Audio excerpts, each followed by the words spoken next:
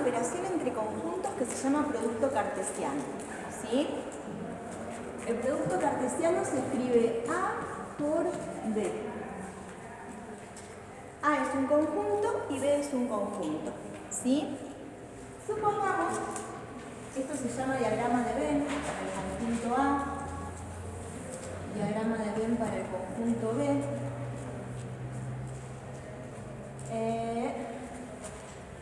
Diagrama de Venn para el conjunto A, diagrama de Venn para el conjunto B,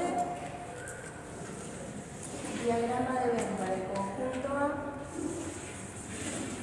diagrama de Venn para el conjunto B.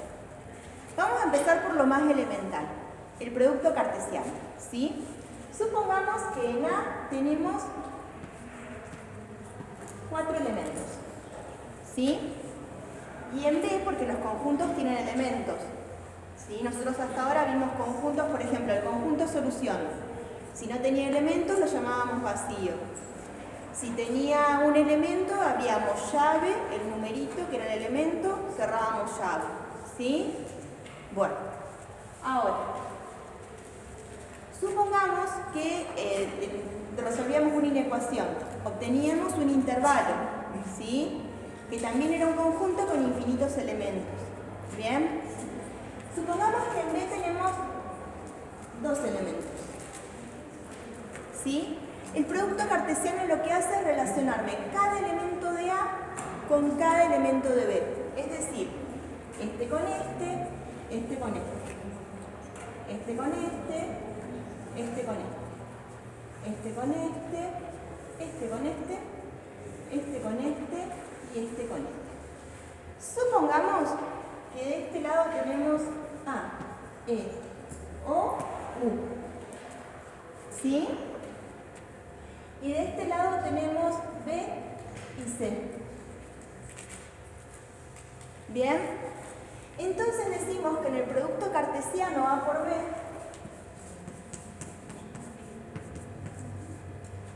está el par AB, el par AC, el par EB, el par EC, el par OB, el par OC, el par UB y el par UC.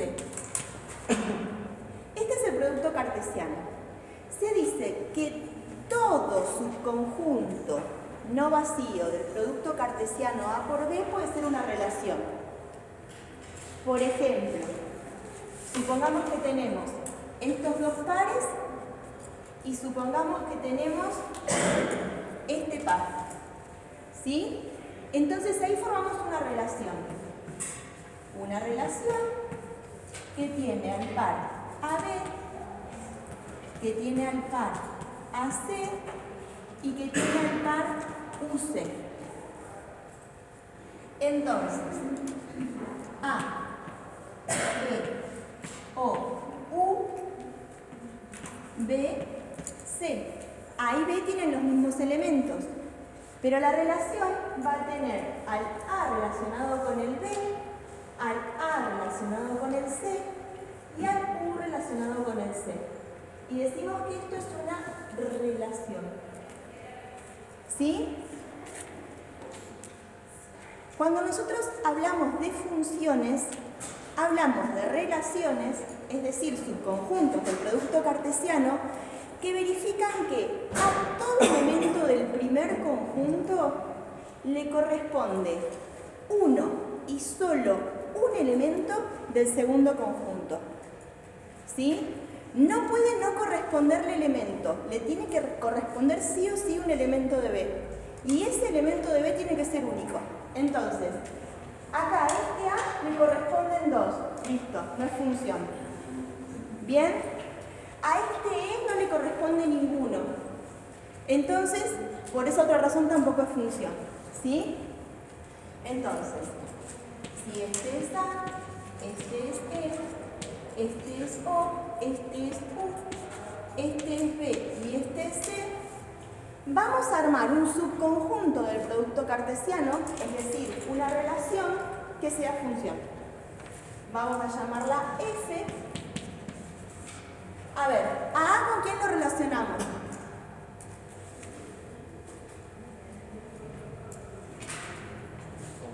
Bueno. A E. Bueno. A O.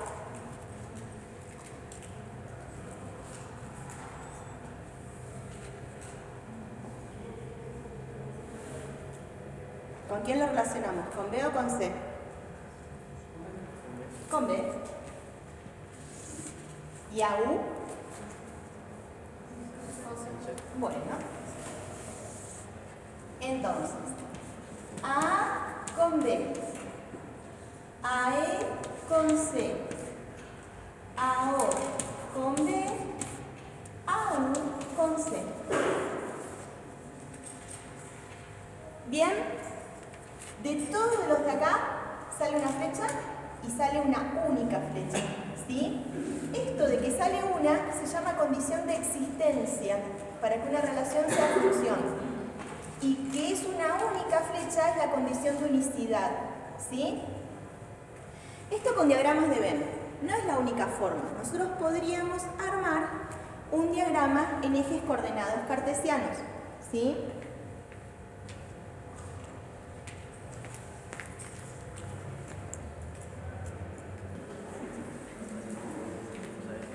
Supongamos, ¿sí? Usualmente nosotros graficamos como conjunto de partida, como conjunto A, un subconjunto de los números reales.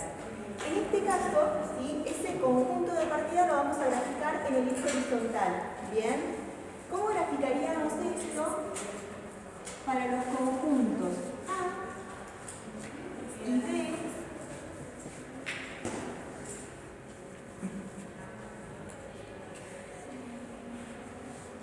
De nuestro ejemplo.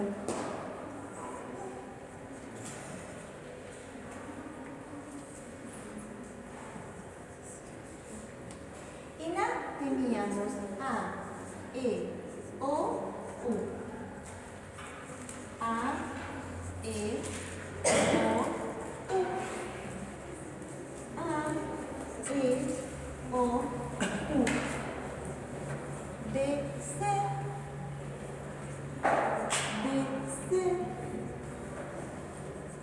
DC. Entonces, en el producto cartesiano, ¿sí?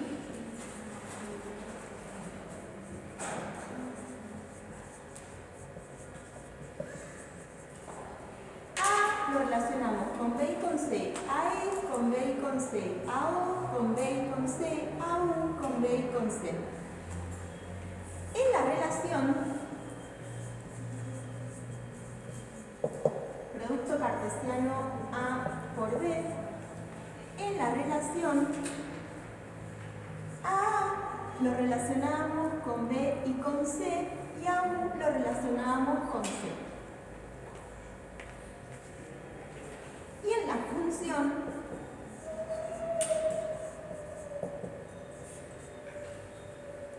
A lo relacionamos con B, a E con C, a O con B y a U con C. ¿Sí? Entonces, lo que hacemos es graficar pares ordenados. No importa el orden. La primera componente usualmente la graficamos en el eje X, la segunda componente en el eje Y. ¿Sí? En este caso nos quedaron graficados puntos dispersos. ¿Sí? No siempre. Los más frecuentes son de puntos continuos. ¿Sí? Una línea, una parábola, una cúbica, ¿no? Una exponencial, una racional, ¿sí? Hacemos trazos continuos. Levantaremos una vez, dos veces el lápiz del papel. Pero bueno, estas son el producto cartesiano, la relación y la función que hemos graficado en diagramas de Venn antes. ¿Bien? Y hay otra forma en particular para las funciones, que es mediante expresiones algebraicas, ¿sí? No todas algebraicas, pero mediante alguna expresión. ¿Bien? ¿Preguntas hasta acá? Entonces, decimos que función es toda relación de un conjunto A no vacío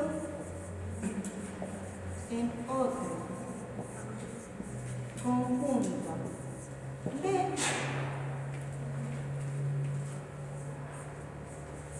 que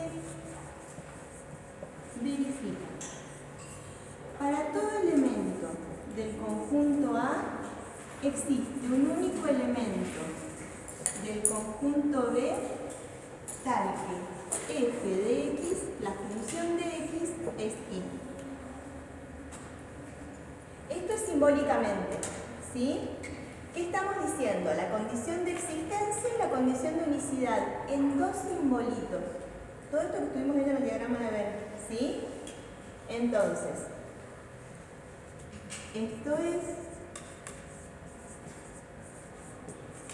que todo elemento de A está relacionado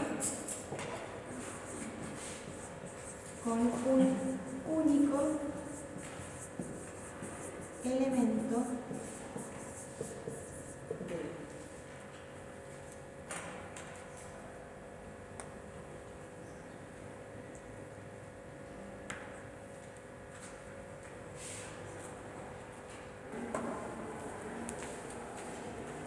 el conjunto A o conjunto de partida es llamado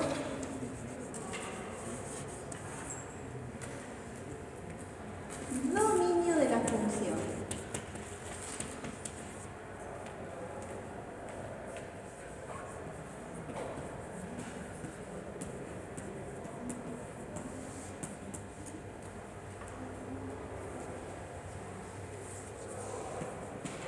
El conjunto B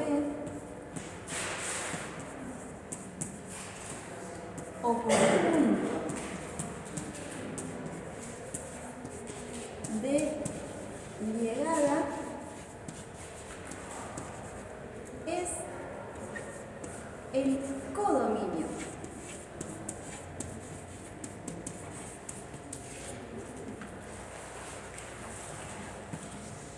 de la función.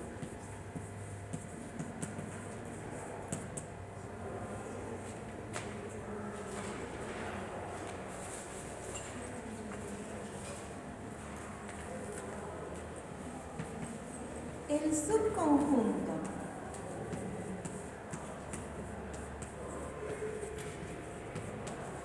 del conjunto B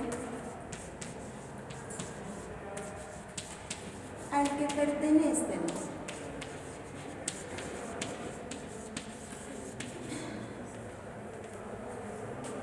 todos los I que están relacionados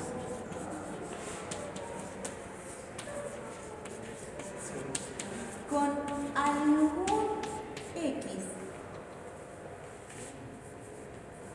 de A se llama imagen de la función.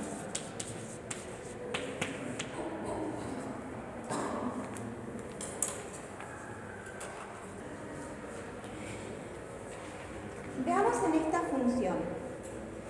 Por empezar, los elementos del conjunto A tienen que estar todos relacionados para que sea función. Entonces, en el dominio de esta función f están A, E, O y U. Entonces, decimos que el dominio de F es A, E, O, U. El codominio de F es el conjunto B. Entonces, el codominio de F es el conjunto B, B, C. La imagen de F es el subconjunto de los elementos de B que están relacionados con algún X. Este B está relacionado con este X, entonces va a la imagen. Este C está relacionado con este X, entonces va a la imagen.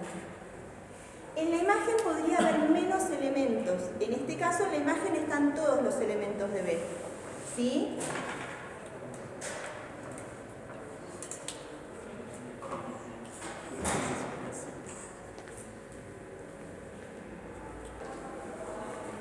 A partir de que nosotros definimos una función, podemos encontrar el conjunto de ceros de esa función.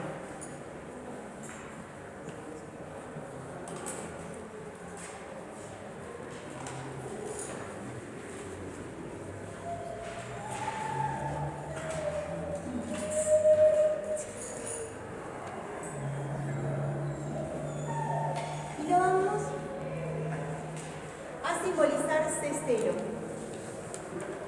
¿Sí?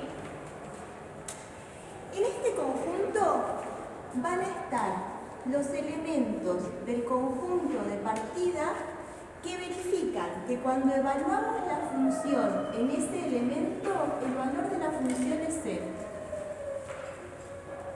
¿Sí? Acá ya estamos hablando de funciones de dominio real. ¿Sí? No vamos a tener vocales en el dominio.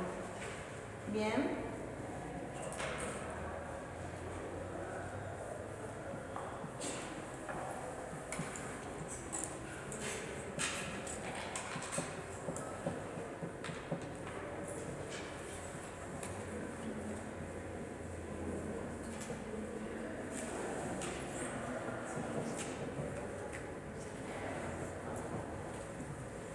Y ahora vamos a ver gráficamente qué es una cosa y qué es otra.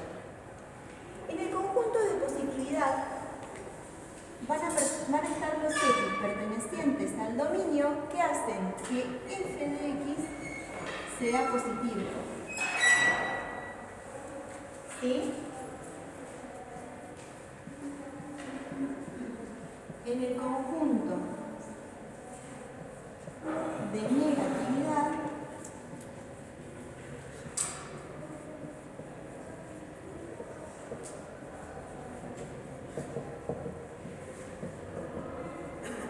van a estar los X del dominio que hacen que las imágenes sean negativas.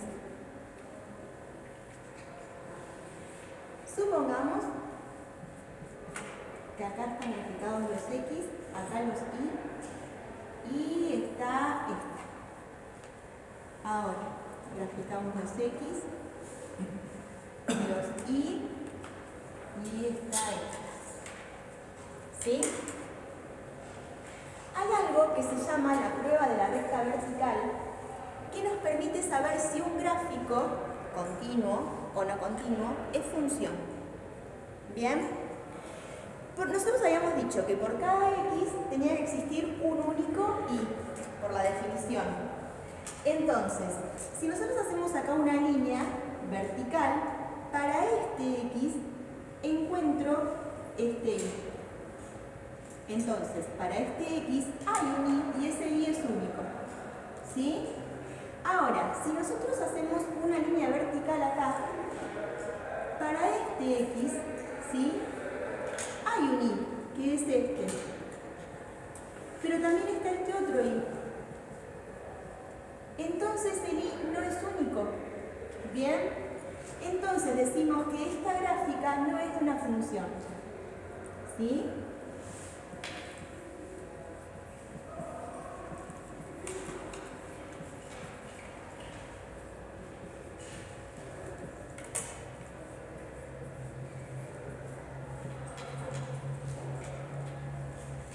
Si nosotros hacemos rectas verticales en este, cada recta vertical se intersecta con uno y solamente un punto de la gráfica. ¿Sí?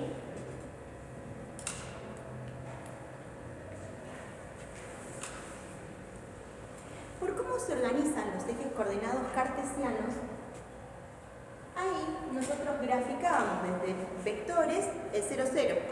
¿Bien? Para la derecha los positivos, para la izquierda los negativos, para arriba los positivos, para abajo los negativos. ¿Sí? Entonces quiere decir que cuando y es igual a 0 no es ni positivo ni negativo, es el eje X.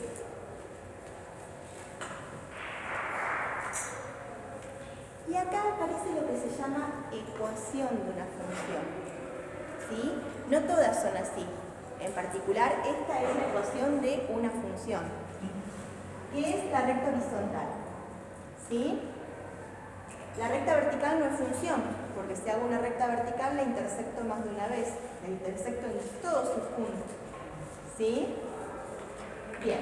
Ahora, Y cuando es 0, intersecta acá a la gráfica, acá a la gráfica y acá a la gráfica. Es decir que estos son el x1, x2 y x3 que hacen 0 a la función. Entonces, en esta función, el conjunto de ceros es el x1, x2, x3. ¿Sí?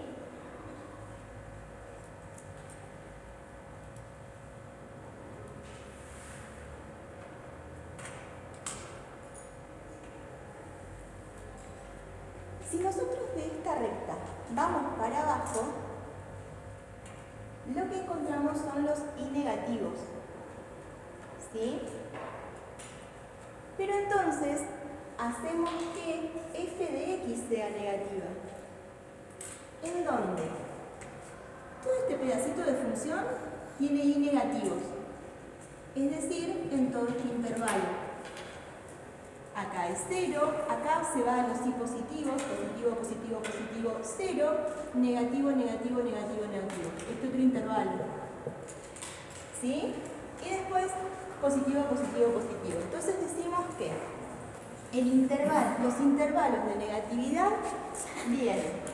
Supongamos que esto haga una cosa así, ¿sí? Que no vuelve para arriba. Entonces, venimos de menos infinito hasta ¿dónde? En x. Porque el conjunto de negatividad lo forman los x. Los x que pintamos van hasta x3. Unido de x1 a x2.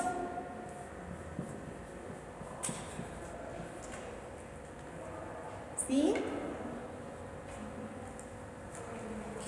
Todos los que no están en el conjunto de ceros, ni están en el conjunto de negatividad, pero sí pertenecen al dominio de la función, van al conjunto de positividad de la función. Entonces, vamos de x3 a x1. Y vamos de x2 a más infinito.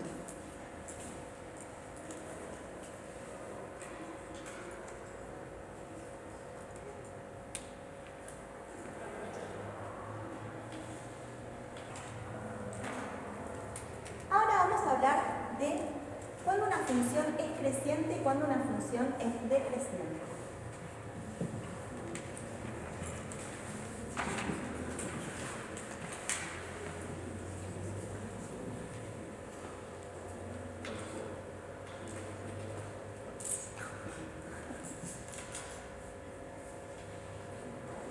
En este caso lo que vamos a hacer es considerar un x1 y un x2 en el conjunto A.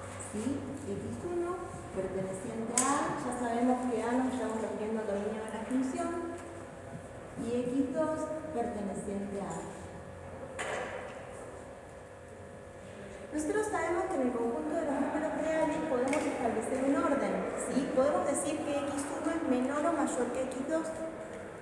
Bien, entonces una función es creciente si cuando x1 es menor que x2, entonces f de x1 también es menor que f de x2. ¿Sí? Y esto es bastante difícil. Vamos a verlo en el gráfico. ¿Sí? Supongamos que nosotros en este intervalo, acá, acá, nos fijamos cómo graficamos. Si vamos de izquierda a derecha, graficamos por arriba. ¿Estamos de acuerdo? Entonces, supongamos, no son estos que son raíces, son otros x1, x2. Supongamos entonces que este ahora es el x1 y este es el x2. Para el x1, este es el f de x1. Y para el x2, este es el f de x2. ¿Estamos de acuerdo con que x1 es menor que x2 porque está graficado a la izquierda x1 de x2? Sí, bueno. Ahora, ¿estamos de acuerdo que f de x1 es menor que f de x2 porque está graficado abajo f de x1 que f de x2? Bien, entonces, x1 es menor que x2 implica que f de x1 es menor que f de x2.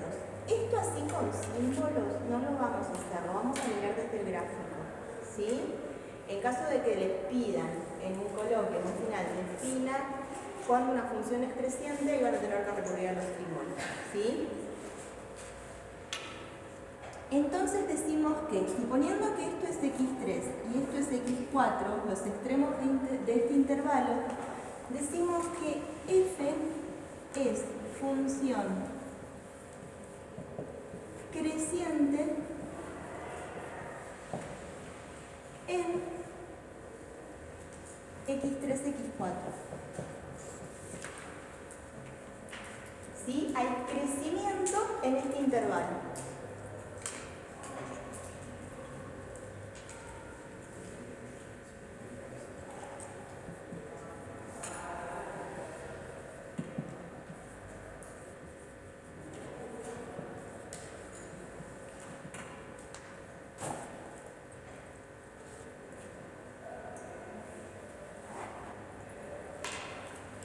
¿Qué pasa? Miren, si nosotros apoyamos el lápiz acá y graficamos de izquierda a derecha, graficamos para abajo, hasta acá. ¿Sí? Miren, supongamos entonces que este es el x4, que quedó corrido. Ahora lo voy a simbolizar por allá y grafiqué para abajo hasta acá. Y este es el x5. ¿Sí? Supongamos que ahora en vez de este es el x1 y el x2, este es el x1 y este es el x2, adentro de este intervalo en el que grafiqué para abajo. ¿Sí? Para el x1,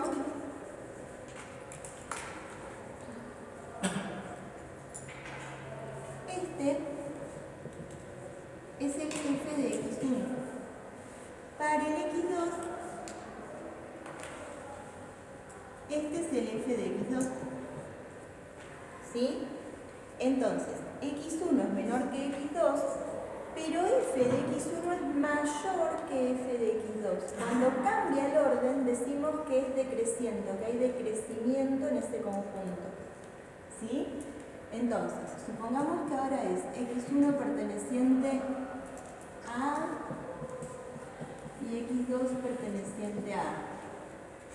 Entonces, x1 menor que x2 implica que f de x1 es mayor que f de x2. ¿Sí?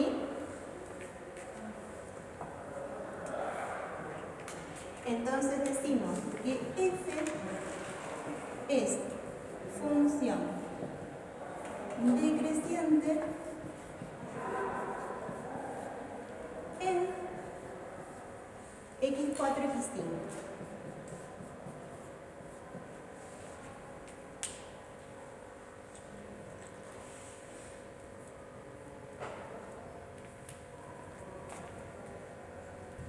Nos está faltando ver extremos, ¿sí?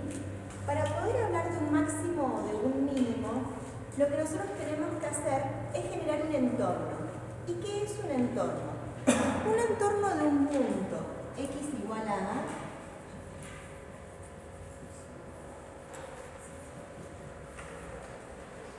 es un intervalo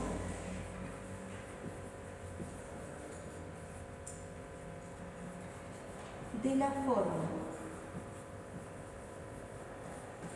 A menos R, A más R,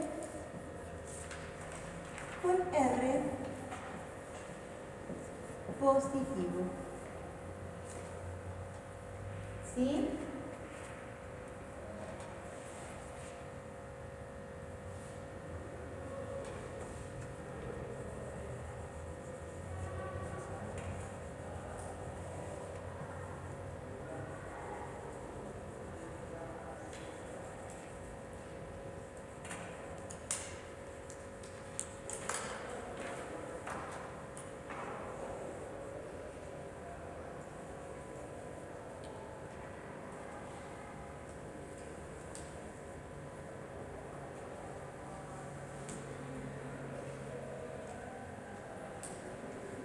Entonces, supongamos que vamos a generar un entorno de A.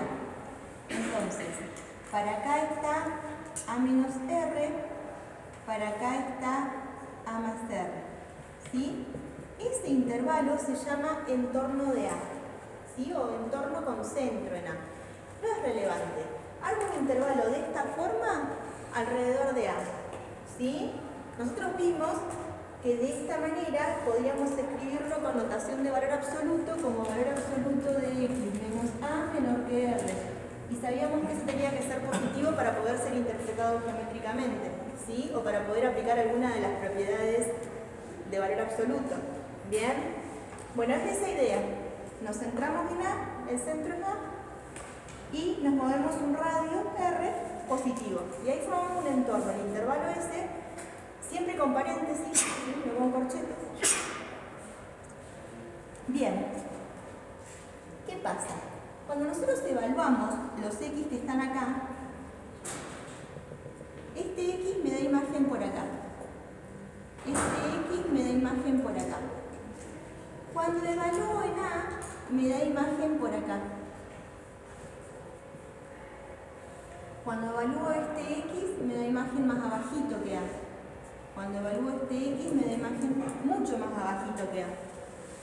Entonces, al hablar de todas las imágenes, f en A es la mayor. ¿Sí? Entonces decimos que en A tenemos un máximo relativo. ¿Sí? ¿Qué pasó cuando graficamos? Graficamos hasta A para arriba y después empezamos a graficar para abajo. ¿Sí? Es la máxima imagen. ¿Sí? Entonces decimos que en este caso hablamos de máximo relativo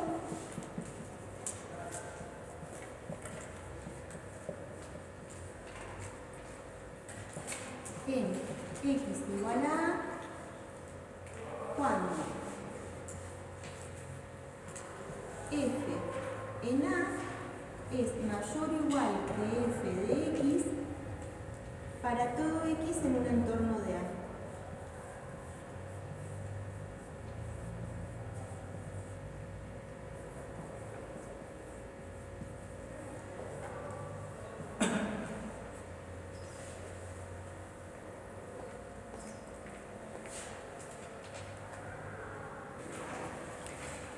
Bien, supongamos que ahora el A es este. ¿Sí? ¿Qué pasa? Armamos un entorno de A. Agarramos x en ese entorno. F de A va a estar, f de x para este x va a estar por acá. Para este x va a estar por acá. Para A, f en A va a estar acá. Para este x va a estar por acá. Para este x va a estar por acá. Entonces, este f en A es menor o igual que todos los otros f de x. Entonces decimos que en A tenemos un mínimo. ¿Y qué pasó? Veníamos graficando para abajo y en A pegábamos la vuelta para arriba. ¿Sí? Decimos que es un mínimo relativo.